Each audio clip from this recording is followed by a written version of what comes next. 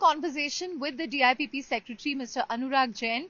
He's really been playing a pivotal role as far as selling the India story in Davos is concerned. He's been part of many meetings with industry leaders. Thank you very much, sir, for talking to Moneycontrol. There is no doubt that India is in full strength this time. We've literally taken over the promenade here in Davos. But what kind of, sentiment are you sensing here? Because globally, things don't look too bright if you go by what WEF is saying, what the IMF is saying. So are you seeing investor interest, or are they now a little cautious? Or again, is it different based on sectors and industries? If you recall, World Bank, IMFs, and as you said, generally there is a cloud over the economy. That's what people say. But everyone is saying that India is the brightest spot or ray of hope. That's right. IMF So that is exactly the same thing. Same sentiments are getting repeated. But the way things are, many of the people are saying that economy world over will bounce back very quickly. The 2023 could be year of two halves. The first half being gloomy, second half the economies of even Europe and US bouncing back. But whatever it is, there is a huge positive environment, sentiment for India. People are looking up to, people are excited about kind of opportunities. And the story which we are telling people, which people, many of them know, many of them who don't know, they want to know more about it, is we talk about our long-term growth strategy, the Vision 2047, which has been created under the visionary leadership of our Honorable Prime Minister. We are talking about how there's a huge trust factor in India. India, because of her independent policies, has been able to navigate through. So India is actually able to do business with Russia and the Western world. Probably the only large company which is doing that. India has actually brought the sustainability into the main development agenda. What was said in COP26, we are actually putting it and underlining it in all our conversations, that by 2030, we would have got 500 gigawatt of non-fossil fuel energy. We would have got 50% of energy needs from non-fossil fuel. And what is more important, India is one of the top 5 countries who have in the Global Climate Change Performance Index. And India is the only large economy to figure in that. No G20 countries even in the top 10 of that. What does that show? So we have been successful in underlining this strength that India is doing what it commits. And given the talent, given the demographic dividend, India is bound to grow for the next 2 to 3 decades without hiccups. Got it, sir. Yeah, so just wanted to know if there are specific expectations from the industry, sir, be it on land acquisition or environmental clearances, because while the government has done a lot in the ease of doing business, Prime Minister Modi has said that, the mission is to convert red tape to red carpet. What are industry delegations telling you? What more do they want to see with respect to reforms? There are no specific points related to this, but we are conscious of what we are doing and what more we need to do. When we tell that this is what we have done in the ease of doing business, we have created single window. We are conscious that we still need to integrate 17 more states and UTs. 19 states and UTs have been integrated with us. We need to integrate another 5 Government of India departments. 27 have been integrated. We are conscious of the remaining challenges. The next phase of development, we have decided that right now it is investor facilitation. From there we'll move on to making it a single screen government facilitation, which is even all renewals happening on that, all returns happening on that across the government. So on the ease of doing business, people have not really pointed out anything, but we are conscious, and actually one of the companies did mention is the enforcement of contracts. There we need to improve further. We are aware of that. In addition to that, there have been some minor policy suggestions like which we have taken down the suggestions and will work with our colleagues in other ministries and see how we can best address those. But most of it, people are very happy. Most of them acknowledge the kind of reforms which have happened, and people do find, and especially many people did say that from the industry. The people who have come to India, they have realized that India has transformed. Many of those people have got mental blocks still. So they need to come first time. So we also need to work on reaching out to people and tell what we have been able to do. But definitely there is a work to do, and we are conscious of that, and we will be doing that. Right. And how strong a sentiment are you sensing in terms of this whole, looking at India as an alternate destination for manufacturing, the China+1 or Europe+1 at WEF?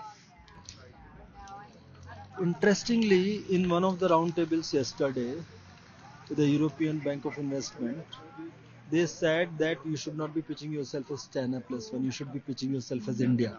India. That is your core strength. Yes. So we also believe in that. Of course, people will talk about China+1, people will talk about Europe+1, because we provide the cost advantage. Still, our cost of manpower is cheaper than what it is in the Western world, and that's for obvious reasons. Correct. A trained good engineer would demand the starting salary of 200,000 in US. Same talent you can get in India for $40,000. That's one-fifth of the cost. And therefore, almost 90% of the top 100 companies, Fortune 100 companies, have got their R&D centers in India. Got it. So that talent is driving. The IT talent was always unmatched. Yes. But this research and development centers moving to India, we have shared the India deck, which you also would have seen. There on one sheet we have given, which are the top global companies who have got their R&D centers in India. And all those companies, outside their home, the second biggest R&D center is in India. Manufacturing, we have a lot to offer. There is a huge interest in investment in infrastructure. We have got our infrastructure pipeline, $1.4 trillion. We did mention that. And there has been a remarkable work done by a lot of Indian industrialists. If you went to sustainability launch, did you see the Greenco company? What they are doing? Marvelous work. So there have been a lot of good Indian companies who are doing fantastic work. So it's something which we have to play together. Good thing which has happened this year is that India as a country, the states, the industries, they're all talking in one voice. That's great. So I also wanted to understand the PLI scheme for mobile phone makers has been very successful. So what lessons, can the government and private sector learn from it to replicate this in other PLIs? Actually, the way PLI schemes are designed, by and large, more or less, the design of most of the PLI schemes, the 14 which we have put in place, is similar. What happened is that mobile and the two pharmaceutical PLI schemes started in 2020. Mobile was first to take off. So therefore the results have started coming out. Yeah. In other, it will take a little more time before you start seeing the results on the ground, because it's a cycle. Once you say that this is my scheme, say for example, we as DPIIT coordinate all 14 schemes, but we also run one scheme directly, which is the AC and the LEDs, the white goods scheme. Under that, we got the approval in 21. Guidelines were issued in September. We invited the applications. In November, we approved the applications within a very short time of about 45 days. But then we had to give them the time to invest. So 22-23 is their investment period. Their first production will happen 23-24. Right. And their first incentives will get drawn in 24-25. So it's a cycle. The way schemes are designed, first year is investment year. Certain large investments may take 2 years. So most of the schemes provide for 1 year or 2 years as investment cycle. Then the first year of production, and then the actual draw of incentive takes place in the third year. So in mobile, in pharmaceuticals, actually in 7 schemes, almost 4,000 crore rupees of incentive would be distributed by this March. So it is not mobile alone. 7 schemes will have distributed their incentive. So like mobile, we will see this. 7 more schemes would have distributed their incentive before March 2023. Okay. And finally, sir, one of the other projects that, you were very passionate about is ONDC. Can you tell us a little about the traction that it's seeing? Again, will it take some time for adoption to take off in ONDC, like how we have seen with the UPI, the government's open architecture? Actually, you have said yourself. When I joined as Secretary DPIIT, when My team talked about, they had been working on it. Yeah. The additional secretary, Mr. Agrawal, and the team. They came to me for briefing. They said, sir, we want you to understand this concept. Frankly speaking, it did not take more than 3 minutes for me to understand and appreciate. I said sanction. They wanted 10 crore rupees of first sanction, which I did within 3 minutes out. And then I actually told them the way you to tell and make other persons understand this is what UPI did to payment systems, ONDC will do to e-commerce space. Correct. What it does, it makes unbundles the thing, it makes it interoperable. Yeah. And this will change the e-commerce space completely. The oligopolies of the world will be withered away. The entry barriers for the new companies to enter will go away. And therefore, this is a network effect. Initially, it will take time to build on. But in the network effect, what happens? When you attain a certain critical mass, any new entrant starts adding value to the system, which is manifold. Yeah. So there's a time it suddenly starts growing very fast.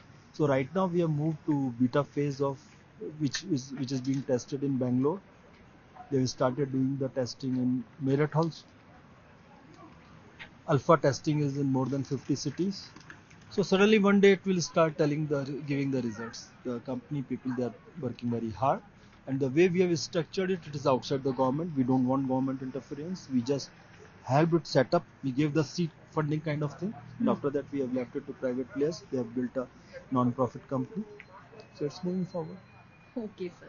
On that note, thank you very much for Thank talking you. to us. Thank you.